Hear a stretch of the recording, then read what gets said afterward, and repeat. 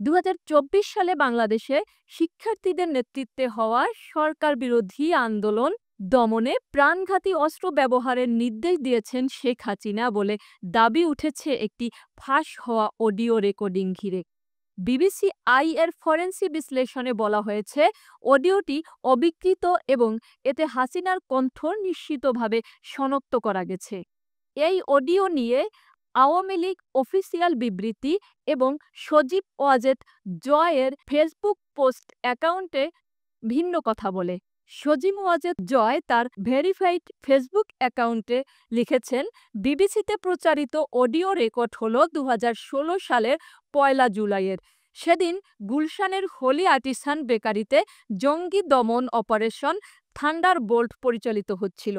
2016 সালের জঙ্গি দমনের নির্দেশনাকে বিশ্ব বাটপার ইউনুস গং 2024 সালের অডিও হিসাবে বিবিসিকে গলদকরণ করেছে। বিবিসির জন্য লজ্জাজনক বলে মন্তব্য করেন। তবে সেই পোস্টটি তিনি কিছু সময়ের পরে ডিলিট করে দেন, যা রাজনৈতিক মহলে নতুন প্রশ্নের জন্ম দেয়। কেন পোস্টটি সরিয়ে নেওয়া হলো? অন্যদিকে আওয়ামী লীগের অফিসিয়াল বিবৃতিতে একেবারে ভিন্ন ভাষ্য উঠে এসেছে। তারা বলছেন, অডিওটি সম্পূর্ণ ভুয়া মনগড়া রাজনৈতিক উদ্দেশ্য প্রণোদিত।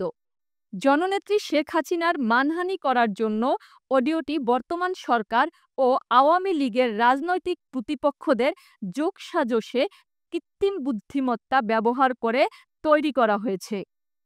ফলে দুই পক্ষের বক্তব্যের মধ্যে বিস্তর ফারাক। সজীব ওয়াজেদ জয় অডিওর অস্তিত্ব মেনে নিয়ে সময় নিয়ে আপত্তি তুলেছেন। আবার দলীয় বিবৃতিতে অডিওটিকে একেবারেই জাল বলে দাবি করা হচ্ছে।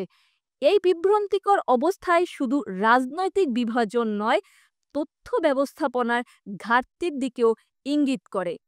জনগণের মনে এখন প্রশ্ন, যদি অডিওটি জাল হয় তাহলে জয় কেন তার সত্যতা স্বীকার করলেন?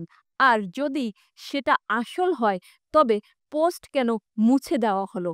এসব প্রশ্নের উত্তর না মিললে রাজনৈতিক উত্তেজনা শুধু বাড়বে, কমবে না।